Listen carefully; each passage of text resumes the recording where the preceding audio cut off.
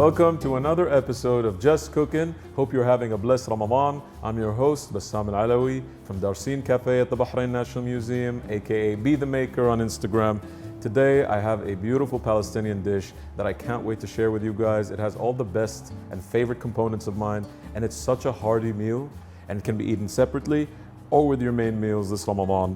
And let me share the ingredients for this because they are so simple, but together they create the best flavors ever. So we're going to be using frika. Frika is a type of durum wheat, an ancient grain, usually used to make pasta in Italy. But this is a grain that's usually grown in the Levant region, Syria, Palestine, some regions of Iraq.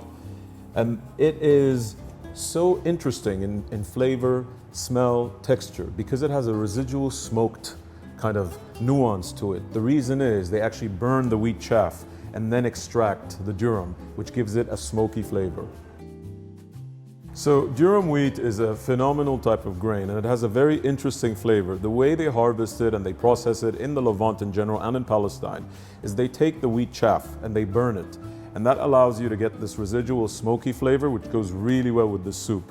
The soup is fairly simple and uses just these ingredients right here. A bit of salt and pepper, there are no spices, some parsley to garnish, a ton of garlic, good quality pomace olive oil. We're using pomace, not extra virgin here. Frika, and a roast chicken that I have in the oven, and it smells amazing. Basically what we're gonna do is take that chicken out, remove all the flesh, and add it to the soup once we feel that it's complete. So let's basically start the dish, yeah? So what I'm gonna do now is I'm just gonna chop some garlic, and with my freshly sanitized hands. And this dish uses garlic, no onions. You can add onions if you want. What I've done for the chicken that's actually cooking in the oven, FYI, this chicken, if you want to learn how to make it, I'm going to make a variation of it in another episode, and we'll tell you what you can do to make this chicken for this dish, right? So I'm just going to peel some garlic, and I want a lot of garlic. It tends to cook in the soup, so it's not as strong flavored, right? And as many cloves as we can. And you want this roughly minced. You don't want this to be very fine. Those chunks, as soon as they cook in all that broth, are not strong when you eat them, so they're not overpowering or bitter for that matter. So what people tend to do with this kind of garlic is once they slice it open or crush it, they take out the little meal in the middle. What this is the bitter and strong pungent part of the garlic, and you don't want that in the soup. That's a preference. I don't mind it. It doesn't upset my stomach. But let's do this. When we come back, I would have peeled all these, give them a rough chop, and we're ready to add them and saute them in this pan with a bit of olive oil, and that's the base of our soup. See you in a bit. So I've basically peeled all our garlic, and what I'm gonna do right now is take some of our pomace olive oil and put it in this container right there. Container, it's not a container. It's a nice sturdy pot, not too much. We don't want this to be too oily. And what I'm gonna do is just give these a rough chop. Now I've chosen a frika dish because frika as a grain, as an ancient grain, is amazingly healthy for you. A lot of trace minerals, it has some iron in it, folate, all the best things that you'd want. And because it's a unrefined grain, it has a lot of fiber, so it keeps you full and satiated for a very long time. And the thing is, I mentioned this before, but I will mention it again because it is important. I've chosen a green type of frika, and it comes greener than this. I like the green frika. I think it has a nuttier flavor, which I think goes really well with the roast chicken. The chicken is actually almost ready. I've just stuck it in there for about an hour, 55 minutes to an hour, if not 50 minutes at 200 degrees Celsius. I've just put some raw vegetables on the bottom just to lift the chicken, and we will go over those. And I do go over those in that episode where I do a nice roast chicken with a side of potatoes and gravy, which is a great family meal. So, chopped up all that garlic, oil seems to be coming to temperature. Now, if you see this other pot right here that is kind of boiling and bubbling away, this is basically just some simple chicken stock. And you can make fresh chicken stock, or if you don't have any, you can use an MSG-free stock cube. That's okay. Absolutely acceptable and understandable, especially if you want this to be a convenience meal. Right, so the garlic is all chopped, and this might look like a lot of garlic, but it is completely and utterly worth it. It's starting to sizzle, the oil has come up to temperature. And what I'm gonna do as this is kind of cooking away, keep an eye on the garlic, ladies and gentlemen. It burns very quickly. That's why I've put it on low heat. But while this is coming to temperature and getting a nice golden color, what I'm gonna do is take a bowl with a sieve and I'm gonna drain the freekeh. Now, how do you process freekeh? What you need to do is as soon as you take it out of its container or from the store that you bought it from, you wash it. You wash it really well. You wanna get all the dust off, any like burned bits that you might not particularly like. Sometimes you got, some sand in there because this is a very raw grain. And what I've done is I've soaked it for almost an hour. This allows it to absorb a lot of water and cook evenly. So you get nice chewy bits. And basically what I'm gonna do is just drain that, right? Not sure if you can see.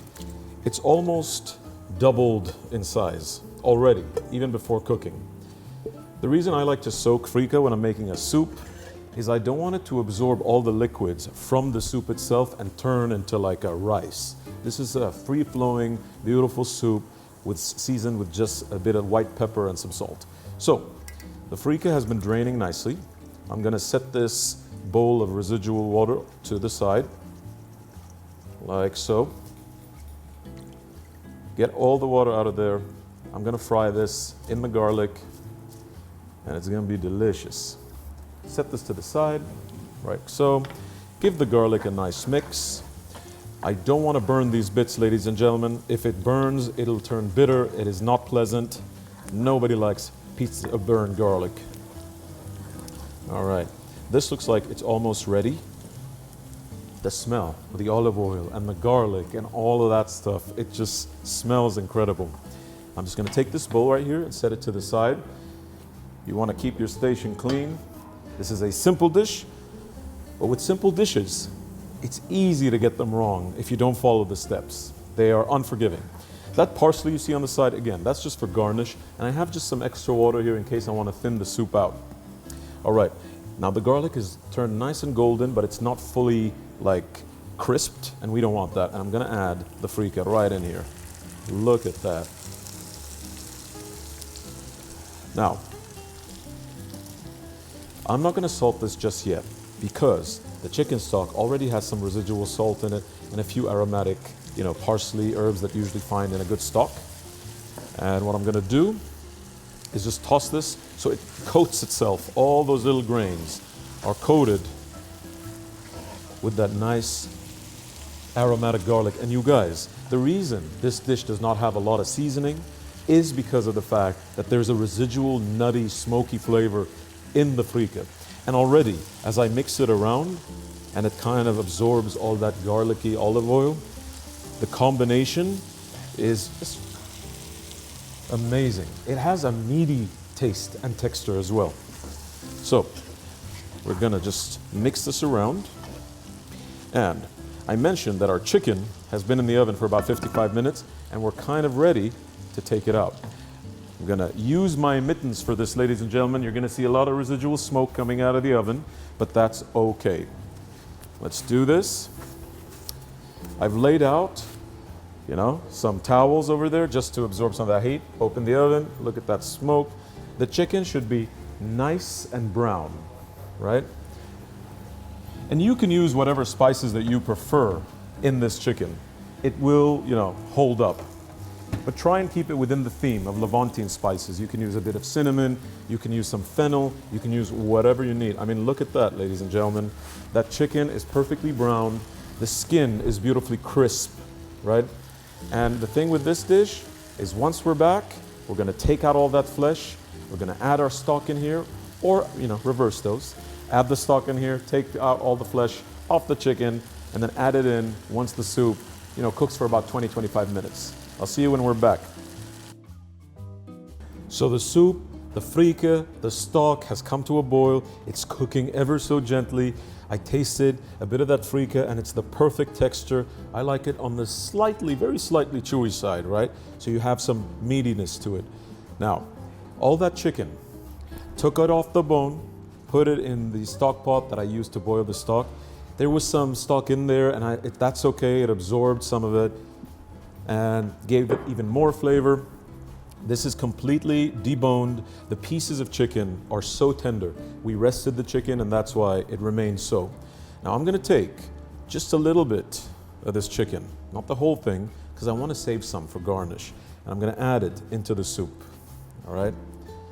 And you guys, it's an alternative to wheat, the normal wheat or oats that we tend to have, but we are gonna do a great oat soup with Chef Lul Waswailah, and that one's really good as well. So I've added as much chicken as I think is necessary. We'll save the rest for the garnish. Make sure to cover that so the chicken doesn't dry out. Gonna give that a mix. You have those really nice, generous chicken pieces that are already tender. Imagine what's gonna happen within the soup. They're just gonna like melt in your mouth. Delicious. So while that kind of comes to temperature, I'm gonna chop up the garnish. Now, I took some of that chicken skin, that crispy skin, and I set it to the side. I'm gonna use my freshly sanitized hands to just slice them as thinly as possible. There's a lot of flavor in here, but there's also some chicken fat, which adds more body to the soup. And you can hear that, listen to that. Can you hear that? Crispy. Of course, once you add it to the soup, it's not gonna be as crispy, but all that flavor is gonna go in there. So, take that, nice and brown, put them in there, give it a mix to evenly distribute the whole thing. Phenomenal. Look at that. Delicious. What I'm gonna do is add just a squeeze of half a lemon. Not too much, I don't want this too acidic. You can put lemons on the side and people can add it to the dish, you know, based on their preference. There we go. Just a little bit of half a lemon. That's perfect. Gave it a nice burst of freshness. And you guys, I will taste this just one last time to check the seasoning and because I like the flavor. Now, I have some parsley here. I'm gonna take a little bit of that. I'm gonna chop it as finely as possible. There is parsley in this dish, but it's just there as a garnish, but I'm gonna add half of it into the soup and the rest I'm gonna save up as garnish. And I wanna make this as fine as possible. I don't like big chunks of parsley. It is not my favorite herb, but it really adds a freshness to any dish. And I think it just goes really well. It's also used a lot in the Levant in a bunch of dishes, so I think, why not? Let's keep it as authentic as possible. So I'm gonna rough chop these. Chopping board is moving around. It's not how we like it. I think that is sufficiently fine, and I'm gonna chop up the rest even finer, right? So I'm gonna add some of that, just a little bit, and save the rest. Give that a nice mix. I mean, the colors themselves are so comforting. Deep, rich browns, beiges, a little bit of hint of purple from the onion that we roasted in the oven. This soup, ladies and gentlemen, is officially done. I'm just gonna chop up that parsley, gonna plate it in my bowl, put some chicken on top, and we're good to go. Frika, Palestinian frika with roast chicken soup with just a hint of parsley. I'll show you what to do with it when we come back. So our Palestinian frika soup with a bit of roast chicken is almost, well, it's ready. There's no almost. But what's almost is the fact that we need to plate this delicious looking dish. I mean, look at that. The grains have swollen up. They've absorbed all of that beautiful stock. You got a bit of parsley in there. The seasoning is nice. I'm gonna just layer some of that in there. A bit of that soupy liquid. Why not? Just let's add a bit more. There we go. Tiny bit of that. And now, that chicken I told you to reserve on the side, we're gonna add it on top as a nice garnish. And so you have a bit of meaty pieces, right? So take some of that chicken, gently put it on top, let it float in there. Beautiful soup. I have some of that roast garlic that I saved from the roast. Throw it in there. Why not? It's just a whole nother level of flavor, and we want to take you guys to Flavor Town. All right, perfect. That is nice and layered. That is done. I have some very finely chopped parsley. We're gonna add just a little bit on top for some flavor. We got some lemon, chop it in half. There we go. Has a bits of parsley on it, but why not? There we go. That, ladies and gentlemen, is my delicious, taught to me by a Palestinian, frika roast chicken soup with a bit of lemon, a bit of roast onion and garlic. You guys, it's delicious. Be sure to make this. Everybody's gonna love it. We'll see you next episode. Have a blessed Ramadan. Stay grateful, stay blessed, stay safe, and we'll see you next time. I can't wait to try this, you guys.